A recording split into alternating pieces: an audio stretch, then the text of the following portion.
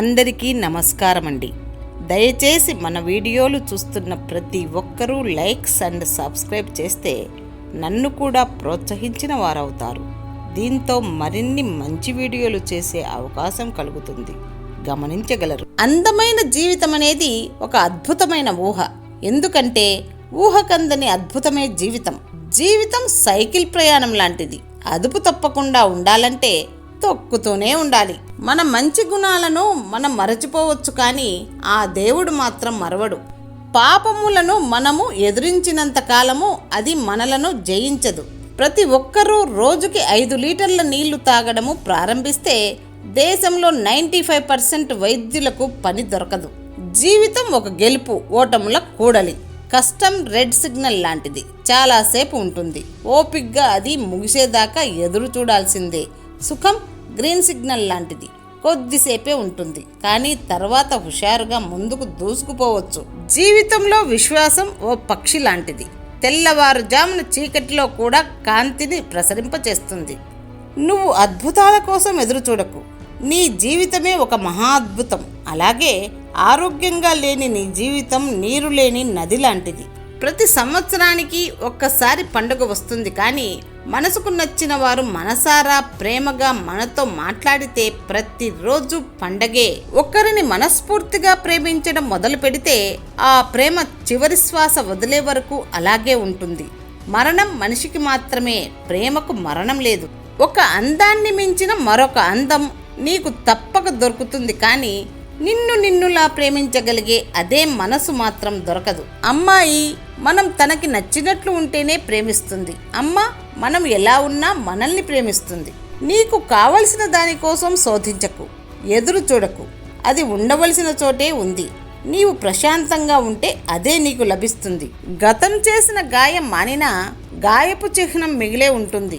గొడవ పెట్టుకోవడానికి కారణం ప్రేమను పంచుతారనే చిన్ని ఆశ.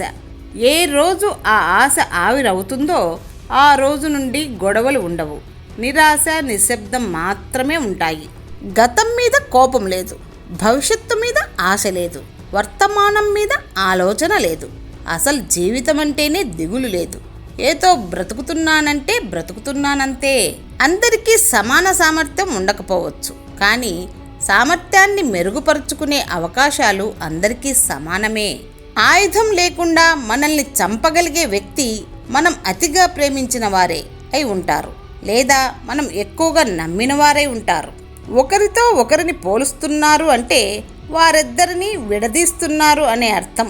గుర్తుంచుకోండి, ప్రేమలో అయినా స్నేహంలో అయినా పోలికలు ఉండవు. తన శిష్యులను సన్మార్గంలో నడిపించి శిష్యుడిని సన్మార్గంలో ముందుకు సాగేలా ప్రేరేపించేవాడే నిజమైన గురువు. మనలోని నిజాయితీ మనకు తోడుగా ఉన్నంత వరకు భగవంతుడు మనకు ఎప్పుడూ అండగా ఉంటాడు. నీతి నిజాయితీ లేకపోయినా పర్వాలేదు, కానీ పక్కోడి కొంపలకు నిప్పులు పెట్టే పనికిమాలిన పనులు మాత్రం చేయకు. దూరమైన వాళ్ళు ఎప్పటికీ మన జీవితంలోకి తిరిగి రారు. ఒకవేళ వాళ్ళు వచ్చినా కూడా ముందు ఉన్నంత ప్రేమగా మాత్రం ఉండలేరు. చచ్చాక వచ్చి మట్టి వేసే బంధాల కన్నా బ్రతికి ఉన్నప్పుడు వచ్చి పలకరించే బంధాలు గొప్పవి. సంపద లేకపోయినా సంస్కారం ఉంటే జీవితం సంతృప్తిగా సాగుతుంది. సంపద ఉండి సంస్కారం లేకపోతే ఆ జీవితం వ్యర్థమవుతుంది. భయపడి పరిగెడితే వెంట తరుముతుంది ఈ లోకం. అదే నిలబడి వెంట తరిమితే పరిగెడుతుంది. ఇదే లోకం తీరు. నీ కన్నీటి విలువ కట్టగల వారెవరూ లేరు. ఒకవేళ ఉంటే నీ కంటతడి పెట్టనివ్వరు. ఆరోగ్యం ఎప్పుడూ మందులతోనే బాగుపడదు. చాలాసార్లు మనశ్శాంతితో, మరికొన్నిసార్లు మంచి స్నేహంతో, ఇంకొన్నిసార్లు స్వచ్ఛమైన నవ్వుతో, స్వచ్ఛమైన ప్రేమతో.